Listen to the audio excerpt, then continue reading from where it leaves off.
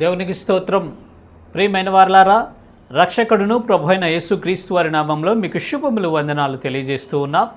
దేవుడు మిమ్మలను, మీ బిడ్డలను, మీ కుటుంబములను దీవించి ఆశీర్వదించునుగాక. ఆమెన్. God bless you.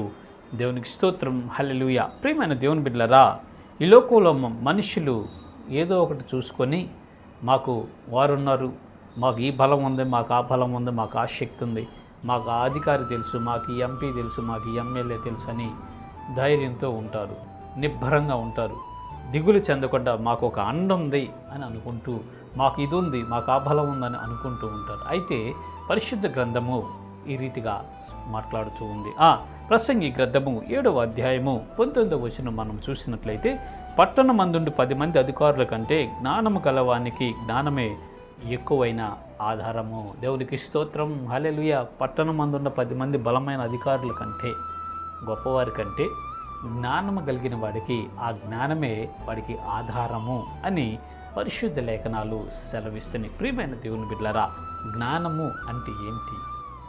ఈ లోక సంబంధంగా అనేక రకాల జ్ఞానాలు ఉన్నాయి, కానీ ఇక్కడ చెప్పబడ్డ జ్ఞానం ఏంటంటే పరసంబంధమైనటువంటి జ్ఞానం, డివైన్ నాలెడ్జ్. డీపర్ నాలెడ్జ్ ఉంది, అది కాదు డివైన్ నాలెడ్జ్.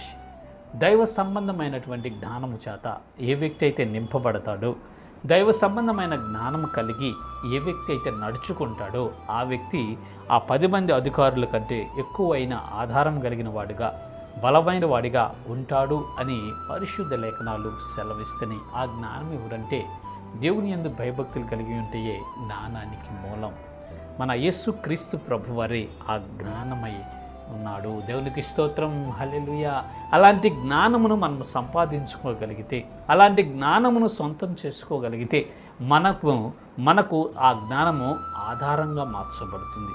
ఆ జ్ఞానమైనటువంటి యేసు ప్రభువారు మనకు ఆధారముగా ఉండి మన పరిస్థితులన్నీ ఆయన చక్కబెడతారండి.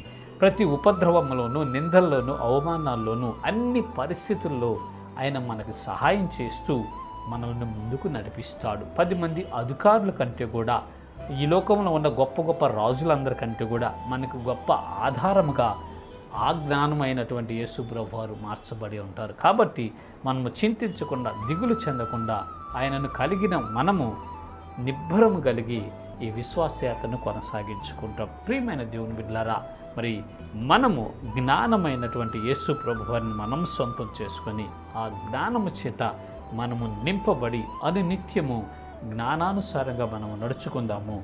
దైవ చిత్తమున ఉండి దేవుని ద్వారా గొప్ప కార్యాలు పొందుకుందాం. ఎట్టి కృప దేవుడు మనందరికీ కలుగు చేయనుగాక. ఆమెన్. God bless you. దేవునికి స్తోత్రం. హల్లెలూయా.